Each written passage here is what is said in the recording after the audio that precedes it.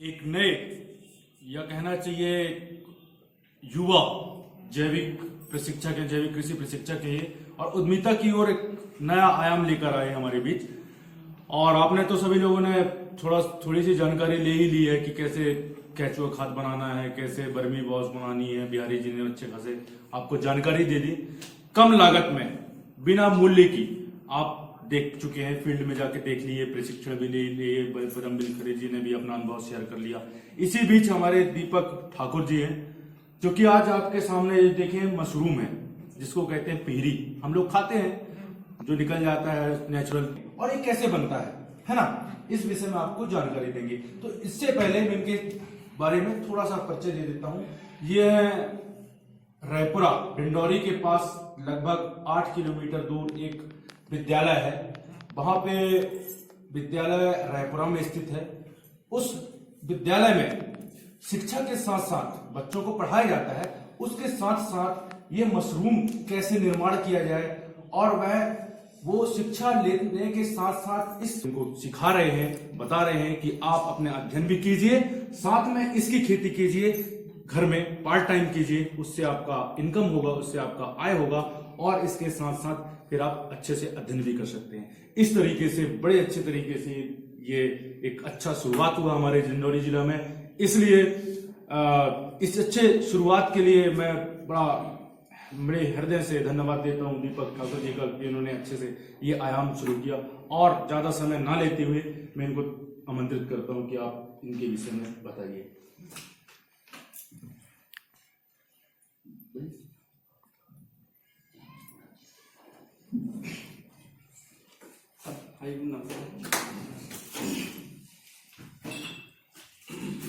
मैं तो सबसे पहले एक टीचर हूँ और मैंने नहीं किया, मेरे बच्चों ने किया है ये सब, ठीक है ना। 11वीं 12वीं के एग्रीकल्चर में बच्चों ने किया है, और उसमें से अभी स्कूल में मेरा कार्यक्रम ये बस नहीं है, और भी है मेरे पे। आप ये बताइए, थोड़ा सा मेरा क्वेश्चन है, आप ये बताइए, एक लौकी के पौधे से आप कितने फल लिए हैं? एक लौकी के पौधे से आपने कितने फल ले लिए हैं? अभी जैसे बरसात के मौसम में, अभी सीजन में आपने लौकी तो लगाया होगा, लगाया नहीं लगाया? ऐसे तो 200-400 निकल जाते हैं एक नहीं, 200-400 नहीं, उसमें करेक्ट बताइए कि आपने कितने ले लिए? तोड़ते जाते हैं, खाते जाते हैं, इससे गिनती में नहीं आ पाता है। कभी सूर्य का किरण आए तो उस साइड भी दरवाजे खिड़की कुछ भी नहीं पड़े। अपन को जो हवा आता है इस साइड से और इस साइड से, उसी साइड भी दरवाजा होना चाहिए, खिड़की होना चाहिए। जैसे कि अगर अपन जुट का बोरा अपन ने लगा रखा है, अपन को बीच बीच में क्या करना है, खिड़े उसका अगर ज्यादा टेम्परेचर बन जा रहा है, उसको अपन को खोलना भी है और फिर अपन को ढकना भी है, ठीक है ना। अगर ज्यादा टेम्परेचर ज्यादा लो हो रहा है या हाई हो रहा है, तो उसको अपन वहीं से टेम्परेचर मेंटेन कर सकते हैं, ठीक है ना। तो रही बात ये अपना का रूम का मेंटेन, और अपन जैसे कि अभी ये रूम बना है तो वैसे ही वो करना है, अपन को कुछ नहीं करना है, ज्यादा आसान नहीं है, बिल्कुल इतना ही करना है, ठीक है ना।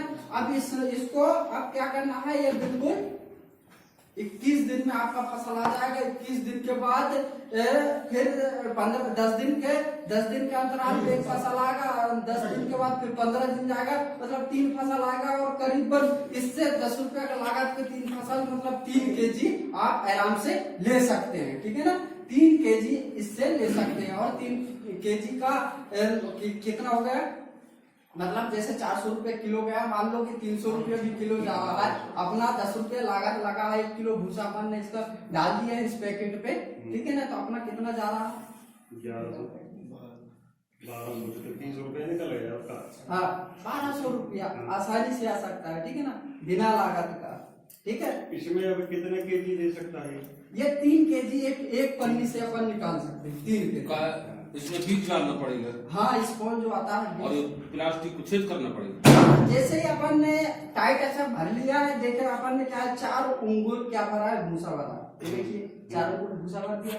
इसके बाद यहाँ पे लाइन पे स्पोन डाल दिया। स्पोन डालने के बाद अपन ने क्या किया, फिर 4 इंच भूसा भरा है। भूसा भरने के बाद फिर अपन ने भूसा भरने के बाद फिर क्या किया, स्पोन डाला, इसके बाद फिर भूसा डाला है, इसके बाद ऊपर पैकेज कर दिया। पैकेज करने के बाद अपन को ये देखना है कि स्पोन गया है कि नहीं गया, ठीक है ना। स्पोन जहाँ पे है वहां पे अपन छेद नहीं करना है, जैसे अपन ने भूसा डाला वहीं पे पेन की सहायता से या फिर कहीं भी से मतलब छेद करना है। करने के बाद 21 दिन के बाद उसको चुपचाप रख दो, इसके बाद मान लो छेद करना पड़ेगा। हाँ छेद करना पड़ेगा, रस तो निकलेगा। इसका जो माइसीलियम है बिल्कुल टाइट हो जाएगा 7 दिन के बाद, इसके बाद निकलना स्टार्ट हो जाएगा। और रही बात अब लौकी का, ठीक है ना, बताइए। अब केसर लौकी को अपन ने 500 फल लेना है, ठीक है ना। तो अभी अच्छे सच्चे से बताइए आपने कितने लौकी ले लिया एक लौकी के पौधे से? 10 ही 12 है। हाँ, 10 एक बार खेत में लगाते हैं तो 10 ही 12 है, बाकी 10-12 ज्यादा तो 50। अच्छा उत्पादन होगा तो 50। बड़े पौधा है कभी का चढ़ा के छत में चढ़ा देना, पूरे छत में बेचा भी हो खाए भी है, इसलिए मैं गिनती नहीं कर पाया।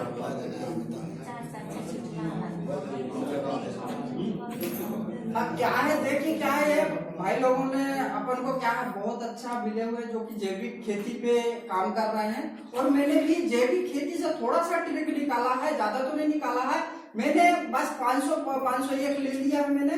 और 500 ने अभी मेरा टारगेट मैंने आपको पहले ही बता दी कि मेरा 1200 टारगेट है, ठीक है ना। तो मैंने 500 वाला मेथड तो अभी आपको आप लोगों को बता दे रहा हूँ, हो सके तो ट्राई करिएगा।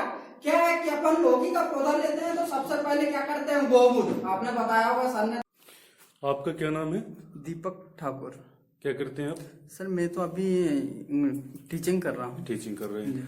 तो आपके दिमाग में यहाँ हमने आज विजिट करने आए हैं रायपुरा, जो डंडौरी के पास ही एक ग्राम है, वहाँ पे एक इस विद्यालय पे मशरूम की खेती की जाती है। और खेती नहीं, ये प्रशिक्षण के तौर पर लिया गया है। और यह विद्यार्थियों को बताने के लिए कि किस तरीके से आप अध्ययन के साथ साथ घर में भी एक अच्छा सा छोटा सा व्यापार स्टार्ट करके आप इनकम कर सकते हैं।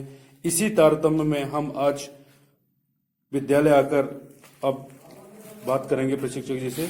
जी बताइए कि कैसे आप इनको स्टार्ट किए? सर बहुत ही कम लागत में और अधिक उत्पादन अपने अपने स्टूडेंटों को हमने बताया है। और जैसे कि इस पॉलीथीन में 10 रुपए के लागत में आप 300 से 400 रुपये आसानी से कमा सकते हैं। एक ही पॉलीथीन हाँ, इसमें मात्र लागत लगा है 10 रुपये, जी और हाँ। इससे अपन 300-400 रुपये बाकायदा कमा सकते हैं। जी जी, इसमें मात्र कुछ नहीं है, अपन ने 1 केजी भूसा डाला है। हाँ। भूसे को हॉट वाटर ट्रीटमेंट से अपन ने उपचारित किया है। उपचारित करने के बाद अपन ने ये जो लेयर बाय लेयर स्पोन डाले हैं, 4 इंच के बाद अपन ने स्पोन डाला है, इसके बाद फिर भूसा, इसके बाद फिर स्पोन, इस प्रकार से अपन ने किया। इस प्रकार से। तो आप अभी तक ये कितने पन्नी है आप दिखा सकते हैं, कैसे चल रहा है ये बताइए, ये क्या है? ये जैसे ये है मशरूम। हाँ जी, अपन ने यहाँ पे छेद कर दिया है। हाँ जी, ये 4x4 पे पूरे पे स्पोन है, यहाँ से स्पोन गया है, इसके बाद ये छेद है, फिर इसके बाद स्पोन है। अच्छा। तो ये एक बार इसको पैक करने के बाद कितना उत्पादन दे सकता है ये? एक बार में इसका 3 फसल लिया जा सकता है और 1 पॉलीथीन से 1 केजी मशरूम निकल सकता है। 1 केजी एक पॉलीथीन से निकल सकता है? हाँ, एक बार पे। आपने कितने पॉलीथीन यहाँ पे हमने लगाए? अभी 40 पॉलीथीन तैयार किए हैं। जी। जी, और कितना आप निकाल चुके अभी उत्पादन? करीबन 30 किलो अपन ने निकाल दिया। जी। कितने दिनों पे? अभी वही 30 से 35 दिनों पे। 30 से 35 दिनों पे 30 से 40 किलो निकाल चुके। आपको मार्केट में ले जाने में दिक्कत नहीं हो रही कि भाई इस मशरूम के मार्केट में कैसा प्रॉब्लम आ रही है कि कैसा है? नहीं, बहुत अच्छा है। मार्केट में धीरे धीरे प्रचार चल रहा है। हमने शुद्ध जैविक मेथड से किया है इसको, इसलिए कोई प्रॉब्लम नहीं जा रहा है। और धीरे धीरे अपना मकसद यही है रोजगार देना और प्लस इसको फैलाना। क्या है, अपन का डिस्ट्रिक्ट ऐसा है जो कि कुपोषण है, तो उसका अपन ने वो करना है इस पे। जी।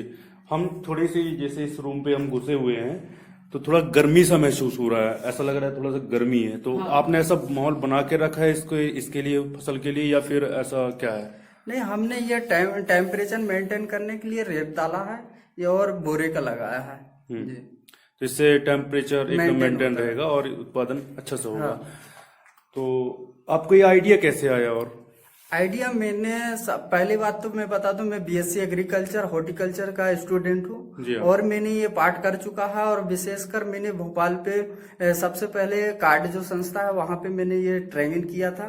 और इसके बाद मैंने अपने सब्जेक्ट से ही इसका नया मेथड निकाला है। मैंने केमिकल पे वहां पे सीखा था और यहाँ पे मैंने नए स्टाइल से मतलब जैविक खेती, इसको जैविक खेती में ट्रांसफर कर दिया। अच्छा, बहुत ही अच्छा लगा आपसे हमें चर्चा करके इस विषय पे जानकारी लेकर। और आपको एक जानकारी देना चाहते हैं, हमारे साथ हैं जनजातीय कल्याण केंद्र महाकौशल बरगांव के जैविक कृषि प्रशिक्षक श्री बिहारी जी हैं। और ये भी निरंतर तकरीबन 3 से 4 गांवों में अभी तक 100 से 200 नाडेप बनवा चुके हैं। नाडेप का मतलब ये है कि जिसमें केचुआ खाद का निर्माण करवाते हैं।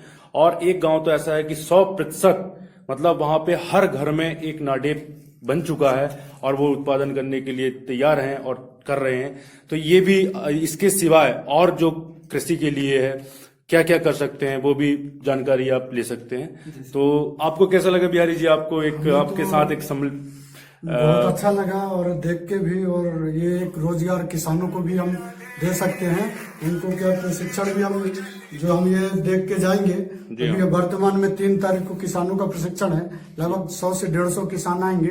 तो उसमें ये सारी हम उनको चीजें बताएंगे और आपके पास समय मिले तो आप भी आ सकते हैं बताने के लिए उनको। जी धन्यवाद।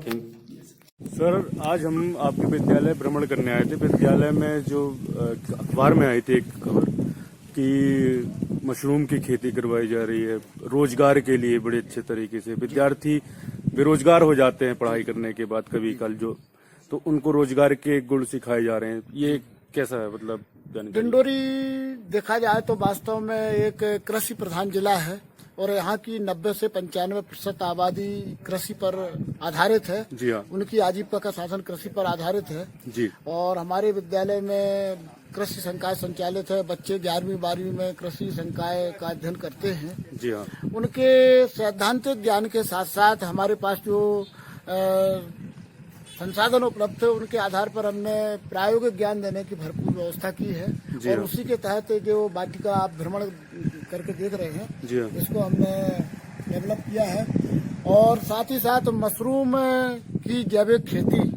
मशरूम क्या है, वास्तव में बहुत ही कम लागत में उच्च पोषक तत्व वाला और बहुत ही कम मेहनत में तैयार होने वाली एक फसल है, जिसको बच्चों के बीच में इस प्रकार से उसको बताया गया है, उनको ट्रेंड किया गया है कि यदि अगर बच्चे आगामी उच्च शिक्षा में आगे नहीं बढ़ पाते हैं तो वो अपने इस ज्ञान के आधार पर स्वतः मशरूम का उत्पादन करके, जैविक विधि से मशरूम का उत्पादन करके अपनी आजीविका कमा सकती हैं। और वर्तमान में हमारे यहाँ पे एक क्लब संचालित है। इसका मुख्य उद्देश्य बच्चों के द्वारा खेती के उन्नत तरीके के द्वारा उनको सिखा करके और एक उनकी आर्थिक स्थिति को, यदि अगर उन्हें कोई पाठ्य पुस्तक की आवश्यकता है या फिर उनको कहीं भ्रमण में जाना है तो इस राशि का उसमें सदुपयोग किया जाएगा। जी सर, बहुत ही अच्छा पहल है सर आपकी।